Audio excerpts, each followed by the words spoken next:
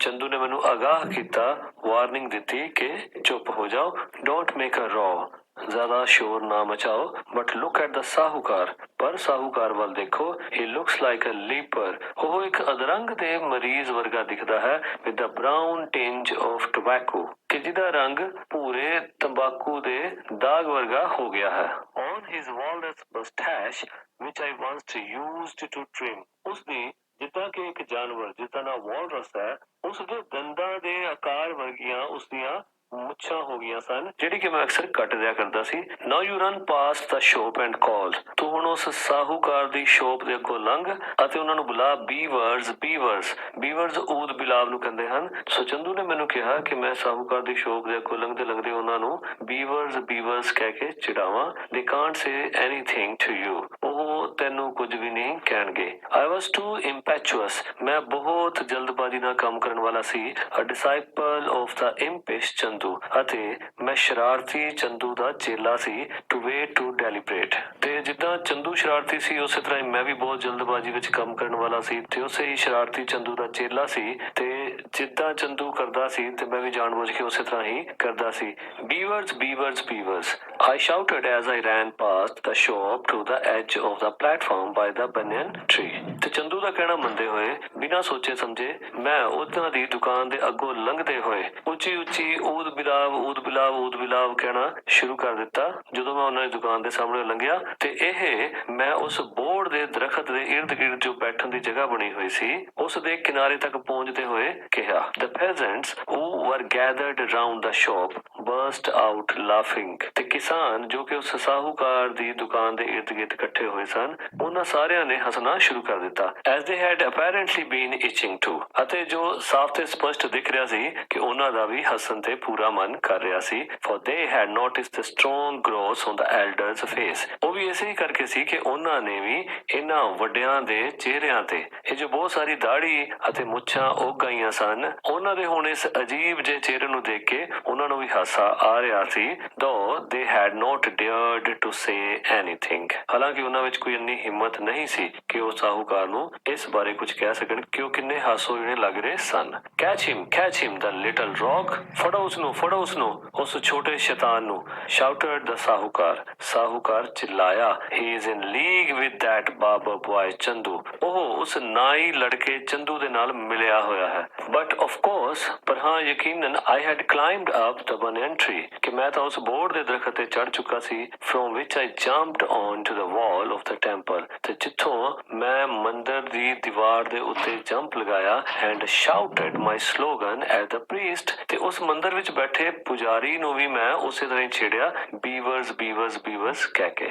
The rumor about the barber boy strike spread, ਕਿ ਉਸ ਨਾਈ ਮੁੰਡੇ ਦੀ ਹੜਤਾਲ ਦੀ ਖਬਰ, ਹੜਤਾਲ ਦੀ ਅਫਵਾਹ ਸਭ ਪਾਸੇ ਫੈਲ ਗਈ। And jokes about the unkempt beards of the elders of the village became current in every home, ਅਤੇ ਹਰ ਘਰ ਵਿੱਚ ਉਸ ਪਿੰਡ ਦੇ ਵੱਡੇ ਲੋਕਾਂ ਦੀਆਂ ਜ਼ਿਆਦਾ ਹੀ ਵਧੀਆਂ ਹੋਈਆਂ ਦਾੜੀਆਂ ਦੀ ਖਬਰ ਹਰ ਘਰ ਵਿੱਚ ਹੋਣ ਲੱਗ ਪਈ।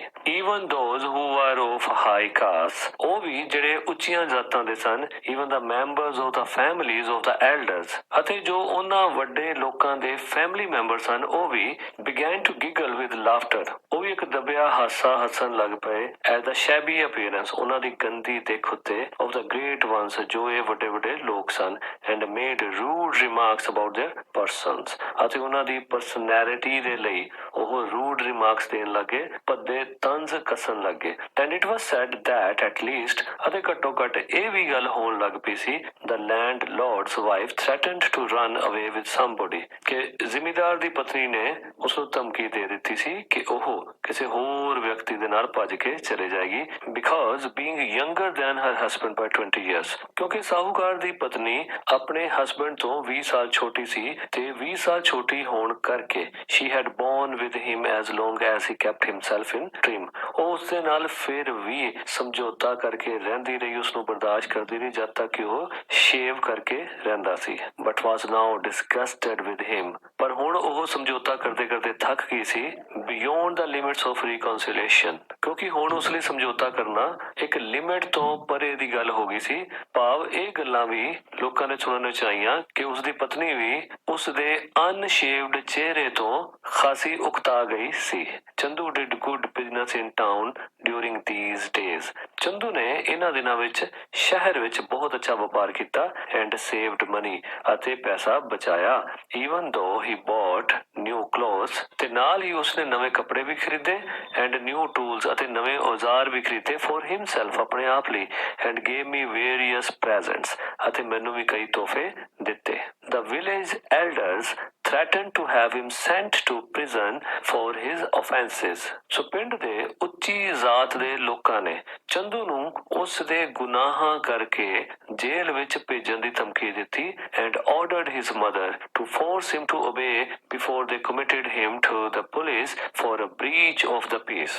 ਅਤੇ ਉਸ ਦੀ ਮਾਂ ਨੂੰ ਹੁਕਮ ਦਿੱਤਾ ਕਿ ਉਹ ਚੰਦੂ ਤੇ ਜ਼ੋਰ ਪਾਵੇ ਕਿ ਉਹ ਉਹਨਾਂ ਉੱਚੀ ਜ਼ਾਤ ਦੇ ਸ਼ਾਹੂਕਾਰ ਪੰਡਤਾਂ ਦਾ ਕਹਿਣਾ ਮੰਨ ਕੇ ਵਾਪਸ ਕੰਮ ਤੇ ਆ ਜਾਵੇ, ਨਹੀਂ ਤਾਂ ਉਹ ਪੁਲਿਸ ਨੂੰ ਉਸ ਪਿੰਡ ਦੀ ਸ਼ਾਂਤੀ ਦੀ ਉਲੰਘਣਾ ਕਰਨ ਦੇ ਜ਼ੁਰਮ ਵਿੱਚ ਚੰਦੂ ਨੂੰ ਪੁਲਿਸ ਕੋਲੋਂ ਫੜਾ ਦੇਣਗੇ। But Chandu's mother had for the first time in her life touched the edge of prosperity।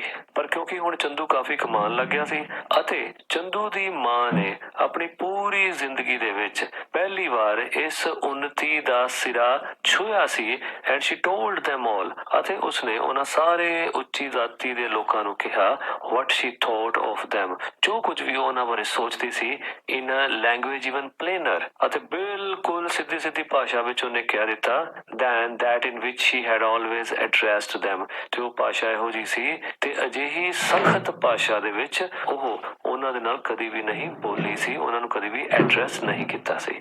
Then they thought of getting the barber of Verka to come and attend them। ਅਤੇ ਫਿਰ ਉਹਨਾਂ ਨੇ ਵੇਰਕਾ ਦੇ ਨਾਈ ਨੂੰ ਆਪਣੇ ਕੋਲੋਂ ਕੰਮ ਕਰਨ ਅਤੇ ਉਸਨੂੰ ਬੁਲਾਉਣ ਲਈ ਸੋਚਿਆ and offered him an anna, ਅਤੇ ਉਸਨੂੰ ਇਸ ਕੰਮ ਦੇ ਬਦਲੇ ਇੱਕ ਆਨਾ ਦੇਣ ਦੀ ਆਫਰ ਕੀਤੀ instead of the 2 pice they had usually paid to Chandu. ਕਿ ਉਹ ਚੰਦੂ ਨੂੰ ਤਾਂ ਆਮ ਕਰਕੇ 2 ਪੈਸੇ ਦਿੰਦੇ ਸਨ, ਪਰ ਇਸ ਦੀ ਬਜਾਏ ਉਹਨਾਂ ਨੇ ਵੇਰਕਾ ਤੋਂ ਮੰਗਵਾਏ ਨਾਈ ਨੂੰ ਇੱਕ ਆਨਾ ਦੇਣ ਦਾ ਪ੍ਰਪੋਜ਼ਲ ਦਿੱਤਾ।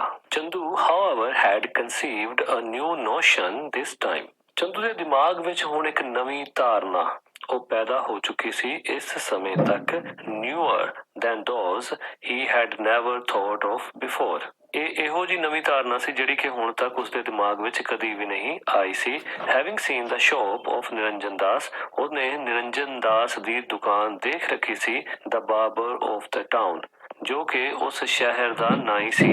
He had applied his brain, ਉਸਨੇ ਆਪਣਾ ਦਿਮਾਗ ਲੜਾਇਆ to the scheme of opening a shop, ਦੁਕਾਨ ਖੋਲਣ ਦੀ ਇੱਕ ਯੋਜਨਾ ਬਣਾਉਂਦੇ ਹੋਏ on the wayside at the head of the bazaar, ਕਿ ਬਾਜ਼ਾਰ ਦੇ ਸਿਰੇ ਤੇ ਇੱਕ ਸਾਈਡ ਤੇ ਉਸਨੇ ਇਹ ਦੁਕਾਨ ਖੋਲਣ ਦੀ ਯੋਜਨਾ ਬਣਾਈ in partnership with his cousin, ਆਪਣੇ ਕਜ਼ਨ ਦੇ ਨਾਲ ਪਾਰਟਨਰਸ਼ਿਪ ਦੇ ਵਿੱਚ, the barber of ਵੇਰਕਾ, ਜੋ ਕਿ ਵੇਰਕਾ ਦਾ ਬਾਰਬਰ ਸੀ, and with Dhonu and the other barbers within a range of 7 miles from his village। ਤੇ ਇਹ ਸਾਰੀ ਉਸਨੇ ਯੋਜਨਾ ਇੱਕ ਵੱਡੀ ਦੁਕਾਨ ਖੋਲਣ ਲਈ ਬਣਾਈ ਤੇ ਉਹਦੇ ਵਿੱਚ ਉਹ ਚਾਹੁੰਦਾ ਸੀ ਕਿ ਉਸ ਬਾਜ਼ਾਰ ਤੋਂ 7 ਮੀਲ ਦੇ ਇਰਦ ਗਿਰਦ ਜਿੰਨੇ ਵੀ ਬਾਰਬਰ ਸਨ ਉਹ ਸਾਰੇ ਇਕੱਠੇ ਹੋ ਕੇ ਇੱਕ ਦੁਕਾਨ ਦੇ ਉੱਤੇ ਕੰਮ ਕਰਨ ਕਿ ਜਿੱਥੇ ਲੋਕ ਆ ਕੇ ਉਹਨਾਂ ਕੋਲ ਸ਼ੇਵ ਕਰਵਾਉਣ। ਤੇ ਇਸ ਲਈ ਉਸਨੇ ਸਭ ਤੋਂ ਪਹਿਲਾਂ ਵਿਚਾਰ ਆਪਣੇ ਕਜ਼ਨ ਧੋਨੂ ਨਾਲ ਕੀਤੀ, ਜੋ ਕਿ ਵੇਰਕਾ ਦਾ ਨਾਈ ਸੀ। He proposed his new idea to his cousin and ਧੋਨੂ and all the other barbers। ਉਸਨੇ ਇਹ ਆਈਡੀਆ ਆਪਣੇ ਕਜ਼ਨ, ਧੋਨੂ ਅਤੇ ਹੋਰ ਬਾਰਬਰਸ ਦੇ ਨਾਲ ਸ਼ੇਅਰ ਕੀਤਾ at a special meeting of his craft। ਇੱਕ ਸਪੈਸ਼ਲ ਮੀਟਿੰਗ ਸੱਦ ਕੇ ਜੋ ਕਿ ਉਸ ਕ੍ਰਾਫਟ ਦੇ ਮਾਹਰ ਸਨ, ਭਾਵ ਜੋ ਨਾਈ ਸਨ, ਉਹਨਾਂ ਸਾਰਿਆਂ ਦੀ ਇੱਕ ਸਪੈਸ਼ਲ ਮੀਟਿੰਗ ਸੱਦ ਕੇ ਉਸਨੇ ਇਹ ਆਪਣਾ ਵਿਚਾਰ ਉਹਨਾਂ ਸਾਰਿਆਂ ਨਾਲ ਸਾਂਝਾ ਕੀਤਾ। And by the gift of the gab, ਅਤੇ ਜੋ ਉਸ ਦੇ ਵਿੱਚ ਗੱਲਬਾਤ ਕਰਨ ਦਾ ਹੁਨਰ ਸੀ, ਗਿਫਟ ਸੀ ਜੋ ਰੱਬ ਵੱਲੋਂ ਹੀ ਸੀ, ਵਿਚ ਹੀ ਹੈਡ, ਜੋ ਕਿ ਉਹਦੇ ਕੋਲ ਸੀ, besides his other qualities of head and heart, ਅਤੇ ਜੋ ਉਹ ਦਿਮਾਗ ਤੋਂ ਵੀ ਚੰਗਾ ਸੀ ਅਤੇ ਦਿਲ ਦਾ ਵੀ ਚੰਗਾ ਸੀ, ਉਹ ਸਾਰੀਆਂ ਕੁਆਲਿਟੀਜ਼ ਤੋਂ ਇਲਾਵਾ he convinced them all that it was time that the elders of the village came to them to be shaved, rather than that they should dance attendance upon their lords and masters. ਤੇ ਉਸ ਕਲਾ ਦੇ ਨਾਲ ਉਸ ਨੇ ਉਹਨਾਂ ਸਾਰੇ ਬਾਰਬਰਸ ਨੂੰ ਕਨਵਿੰਸ ਕੀਤਾ ਕਿ ਹੁਣ ਸਮਾਂ ਆ ਗਿਆ ਹੈ ਕਿ ਪਿੰਡ ਦੇ ਇਹ ਆਪਣੇ ਆਪ ਨੂੰ ਕਹਿੰਦੇ ਕਹਾਂਦੇ ਵੱਡੇ ਲੋਕ ਹੁਣ ਉਹ ਤੁਹਾਡੇ ਕੋਲ ਖੁਦ ਚੱਲ ਕੇ ਆਣ ਆਪਣੀ ਸ਼ੇਵ ਕਰਵਾਉਣ ਨੂੰ, ਤੇ ਨਾ ਕਿ ਅਸੀਂ ਇਹਨਾਂ ਦੇ ਘਰ ਜਾ ਕੇ ਇਹਨਾਂ ਨੂੰ ਆਪਣੇ ਮਾਸਟਰ ਸਰਦਾਰ ਮੰਨਦੇ ਹੋਏ ਇਹਨਾਂ ਦੀ ਸ਼ੇਵ ਕਰੀਏ, ਇਹਨਾਂ ਦੀ ਨੌਕਰੀ ਚਾਕਰੀ ਕਰੀਏ। ਸੋ ਇਸ ਤੋਂ ਅੱਛਾ ਹੈ ਕਿ ਹੁਣ ਸਮਾਂ ਆ ਗਿਆ ਹੈ ਇਹ ਲੋਕ ਆਪ ਆਣ ਸਾਡੀਆਂ ਦੁਕਾਨਾਂ ਤੇ ਅਤੇ ਉੱਥੇ ਆ ਕੇ ਸ਼ੇਵ ਕਰਵਾਉਣ। Rajkot District Barber Brothers Hairdressing and Shaving Saloon has been followed by many other active trade unions of working men in our parts. ਕਿ Rajkot district barber brothers hair dressing and shaving saloon, so ਇਸ saloon ਦਾ ਬਹੁਤ ਸਾਰੀਆਂ ਗਤੀਸ਼ੀਲ ਵਪਾਰਕ unions ਨੇ ਇਸ ਦਾ ਅਨੁਸਰਨ ਕੀਤਾ, ਇਸ ਦਾ ਪਿੱਛਾ ਕੀਤਾ, ਇਸ ਨੂੰ ਫੋਲੋ ਕੀਤਾ, ਜੋ ਕਿ ਅਲੱਗ-ਅਲੱਗ ਖਿੱਤੇ ਵਿੱਚ ਅਲੱਗ-ਅਲੱਗ ਤਰ੍ਹਾਂ ਦਾ ਕੰਮ ਕਰ ਰਹੀਆਂ ਸਨ।